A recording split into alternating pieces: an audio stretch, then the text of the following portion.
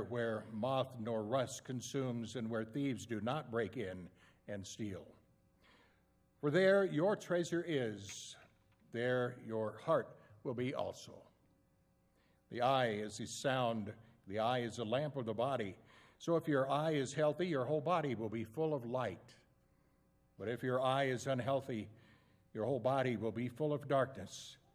If the light in you is darkness, how great is that darkness?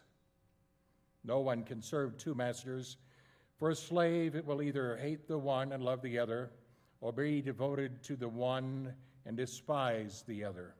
You cannot serve God and wealth. In Matthew chapter 22, verses 34 through 40, when the Pharisees heard that he had silenced the Sadducees, they gathered together, and one of them, a lawyer, had asked a question to test him. Teacher, which commandment in the law is the greatest? He said to him, you shall love the Lord your God with all your heart and with all your soul and with all your mind. This is the greatest and first commandment. And a second is like it. You shall love your neighbor as yourself. On these two commandments hang all the law and the prophets. The word of God for the people of God. Thanks be to God.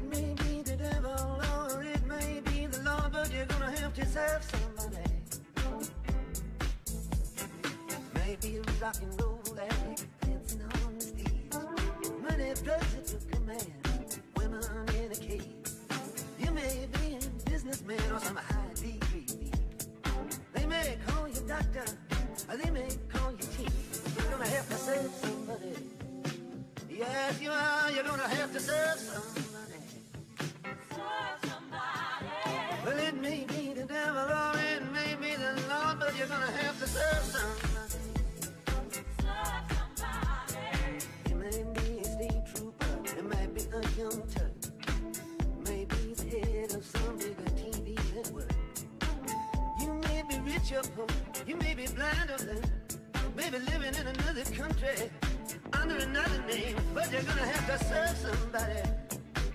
Yes, you are. You're gonna have to serve somebody. Well, it may be the devil, or it may be the Lord, but you're gonna have to serve somebody. Maybe a construction worker working on a home. Might be living in a mansion. You might live in a dome. You may own guns and you may even own tanks. You may be somebody's landlord. You may even own banks. But you're gonna have to serve somebody. Yes, you're gonna have to serve somebody. Well, it may be the devil or it may be the Lord, but you're gonna have to serve somebody. You may be a preacher, spiritual pride. Maybe a city councilman taking bribes on the side. Maybe working in a barber shop, you may know how to cut hair. And maybe somebody's mistress, maybe somebody's heir. But you're gonna have to serve somebody. Yes, you're gonna have to serve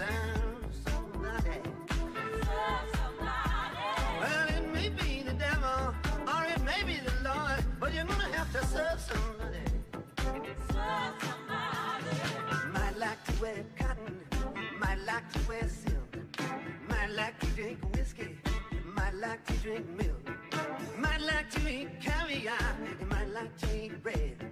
Maybe sleeping on the floor, sleeping in a king-size bed, but you're gonna have to serve somebody. Yes, indeed, you're gonna have to serve somebody. Well, it may be the devil, or it may be the Lord, but you're gonna have to serve somebody. You may call me Terry, or you may call me Timmy. You may call me Bobby, or you may call me Timmy. You may call me RJ, you may call me Ray. You may call me anything, no matter what you say. Still gonna have to serve somebody. Yes, you're gonna have to serve somebody. Well, it may be the devil, and it may be the Lord, but you're gonna have to serve somebody.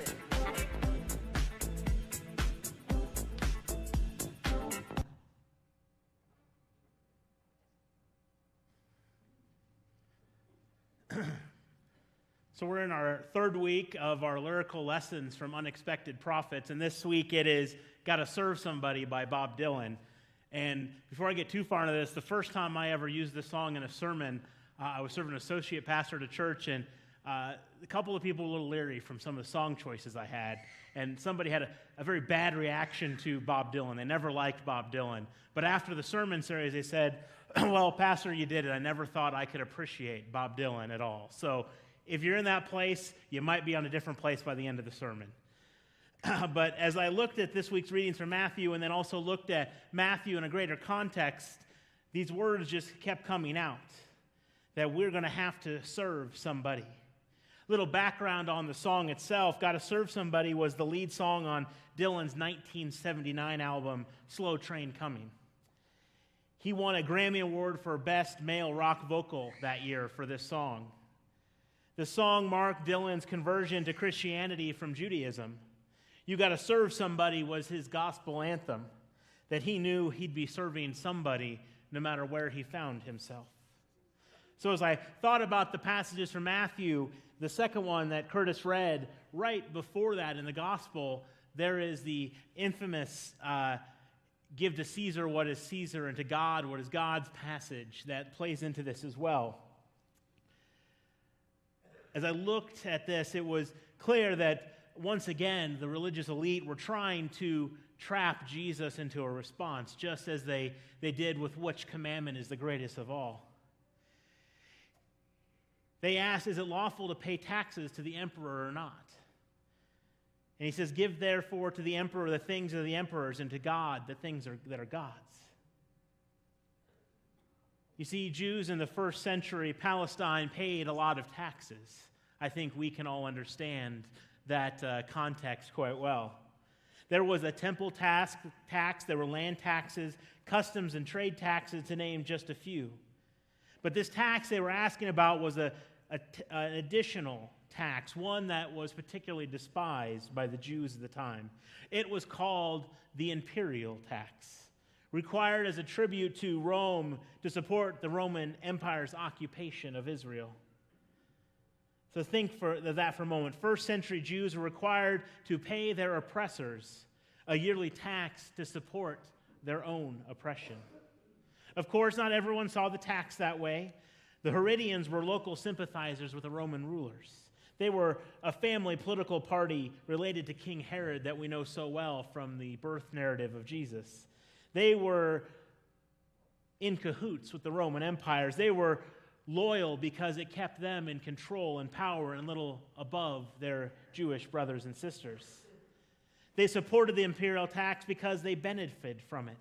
There are some biblical scholars that even suggest that maybe the Apostle Paul, during his time of being a Jewish religious leader, may have been closely aligned with this political group that was all about the oppression of the people, which makes you look into Paul's story even more and the power of his conversion, if that's what was true.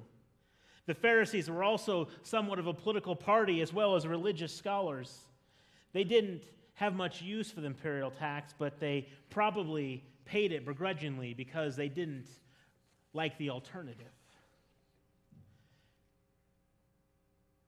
And as far as Matthew was concerned, the Pharisees would jump at any chance to try to trap Jesus, so supporting this tax would be a clear way they could help trap Jesus. The imperial tax was opposed by most, if not all, of Jesus' followers. Many of them were nationalists who found the imperial tax particularly offensive, since it daily reminded them of the humiliation and the occupation by the Roman Empire. Now, the imperial tax really should have been a problem for the Pharisees as well, and not only for political reasons. You see, the coins in which they had to pay that tax were engraved with a picture of the Emperor Caesar Tiberius and a proclamation of his divinity. So why, looking at that coin alone and using it, they broke the first two commandments that God had given Moses on Mount Sinai. Thus, in Jesus' time, any conversation about the imperial tax was very divisive and immediately revealed where one stood in relation to Rome and faith. And that is how the Herodians and the Pharisees got together. Two odd couples trying to trap Jesus. Normally, they got along on nothing. But on this occasion, they were united in their desire to trap Jesus. Kind of the old adage, the enemy of my enemy is my friend. Jesus had just entered Jerusalem, and the people loved him. Now, Jesus was preaching in the temple and stirring up all kinds of trouble for these status quo folks. So together, the Herodians and the Pharisees decided to try to trap Jesus with their question about the taxes. Jesus' foes thought they had him trapped. And Jesus answered one way. If he advocated paying this tax, he would disappoint his followers. But if he answered another way, if he advocated not paying the tax, he'd be in trouble with the Roman Empire. So they thought they had him one way or another. He'd either betray his religion or betray the leaders of the time. But as we know, Jesus always found a way around their traps. And he trapped them in their own question. He said, "Whose face is on the coin?" And Jesus asked, perhaps overeager to advance their own plot, they forgot that showing a coin with the emperor's image on it, they would betray their own faith. Then Jesus asked whose image and proclamation adorned the coin. Again, the emperor's, they said. And everyone in attendance knew the commandments and knew that Jesus had just trapped the trappers in their own blasphemy according to Jewish law. And that makes Jesus' response even more biting. "Give therefore to Caesar what is Caesar's, but to God the things that are God's." Jesus turned the table, so to speak, of his questioners with a few words. Jesus revealed the truth about his would-be accusers and simultaneously called them to a higher accountability and fidelity than they had imagined possible. And that's where the lyrics of the song comes in. Every action we have, every place we have in our lives, we are serving somebody. And Jesus made it clear in his response who we are to serve. So might Jesus still be talking to us today? Of course, he's not trying to trap us, but inviting us to declare our allegiances to God. And thus, perhaps, is the key to the question is not whose image is on the coin, but rather whose image is on us. Whose image is on our hearts. Jesus is inviting us to declare our allegiance to God. Now, often this text is interpreted to present the dichotomy in our lives that we have duties to both God and country. And while that may be so, I believe Jesus is talking here primarily about our duty to God. Now, many of us may have strong political views. We may be Republicans or Democrats or independents. But before and above any of those, you and I are Christians, followers of Jesus Christ. Jesus is and should be our first loyalty above all others. He raises that question when he turns the tables on his accusers. He shows them that there's a way to live our lives in which we make God first. He raises important questions to us in the text, and he does not give pat answers. There are elements in our lives that are indeed part of the world order and should be rendered to Caesar, as the text suggests. But there are other parts of our lives, our very persons, our very selves, that belong to God alone. If we remember that all of life belongs to God, then we must give all to God that is God's. We belong not to anything of this world, but we belong to God. When you look at the lyrics to the song, he lists a lot of categories and statuses and shares all the things that you could be in life. He starts off saying, you may be an ambassador to England or France. And he ends that first verse, you may be a socialite with a long string of pearls. But then the refrain pops in and reminds us, but you are going to have to serve somebody. Yes, indeed. You are going to have to serve somebody. It may be the devil or it may be the Lord, but you're going to serve somebody. So no matter where we find ourselves in life, we have to make that decision. And yes, it may mean at times us having to pass up things in our lives. It may mean passing on a huge promotion in a company because the morality of that company is not in line with the gospel of Jesus Christ. It may mean at some point in your life hearing a call from God to go into a new line of work. Maybe, God forbid, go into ministry yourself at retirement age to serve God in a new way. It may be that you were asked by God to do something that is challenging and risky and makes you get out of your comfort zone. And you have to make decisions on who you're going to serve. Because it's possible that that call from God is unique and special to just you. I think often when we have a nudge in our lives to do something in the church or in ministry in any way, we say, oh, someone else will clearly do this. Someone else will take care of this because God wouldn't just speak to me. God wouldn't just give that little nugget of the kingdom to me. Well, I'm here to tell you, spend some time in Scripture.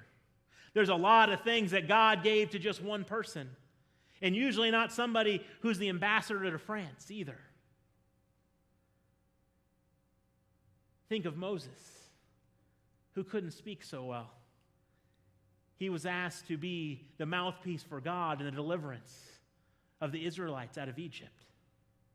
Think of Jonah, who did everything he could to get away from God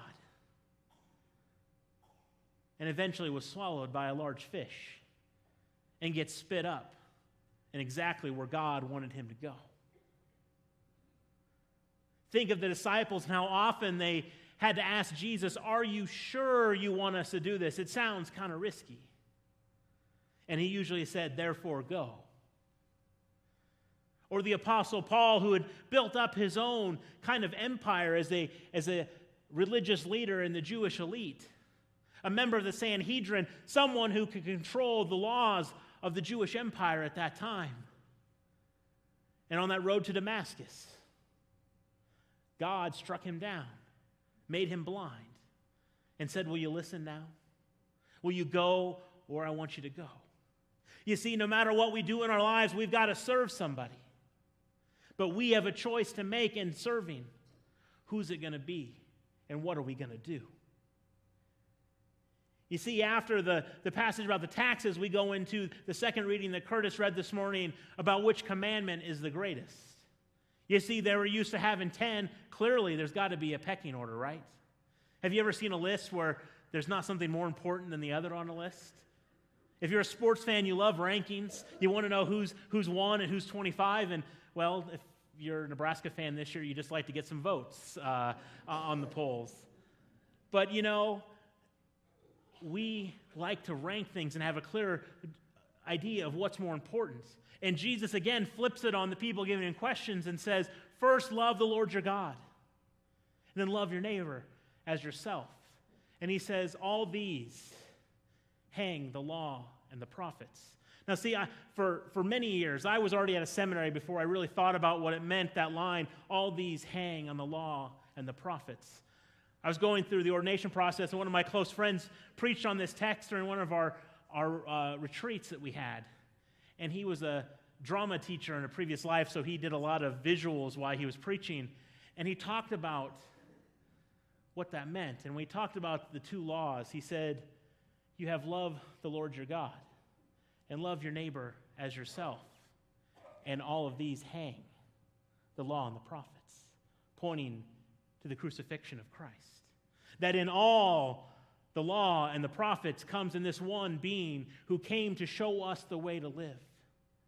that if we just listen and follow, if we just serve him, we don't have to memorize all those lists. We don't have to memorize all those laws. Because if we follow him and serve him, it all falls into place. You see, we've all got to serve somebody. And Dylan closes out the song with this unique personal verse with all these. He says, you can call me Terry or Timmy, Bobby or Zimmy. These are all names from his past. You see, Bob Dylan isn't his birth name. So he has all his nicknames from his childhood and all the ones with his performing name. He says, you can call me whatever you want. But at the end of the day, we're all going to have to serve somebody. You can know whatever you want about my past, but I'm making a choice who I'm going to serve today. And you see, when we make that choice on who we want to serve today, it doesn't matter who we served before. It doesn't matter what we had done previously in our lives. Because through Christ, we're given multiple chances. I don't even like to say second chances, because if we only got second chances, we wouldn't make it past the age of 6. We have been given multiple chances to make a choice. Each and every morning, we wake up and make a decision who we're going to serve. I think one of the greatest reasons that I remain a Methodist in the Wesleyan tradition is because John Wesley described our faith life in such a way that it is an ongoing process. So often we've been trained to learn that we say the prayer once and we're good to go. That we're once and always saved, which may be true in that case, but we have to continue to move on to perfection. As John Wesley would put it, we have to work every day to fix our habits and our problems.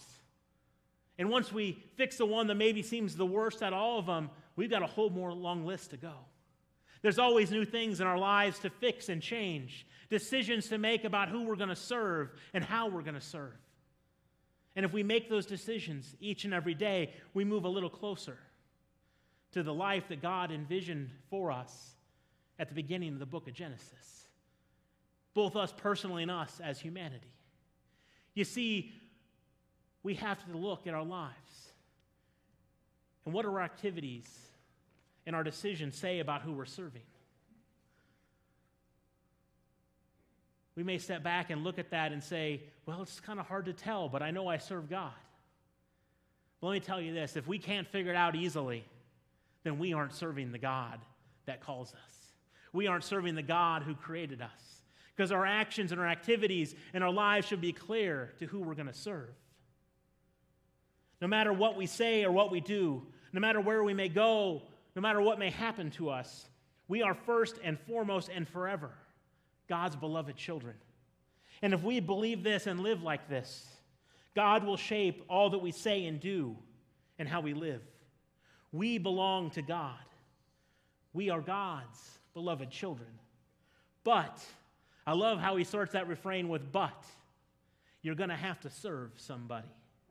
You're going to have to serve somebody. It may be the devil or it may be the Lord.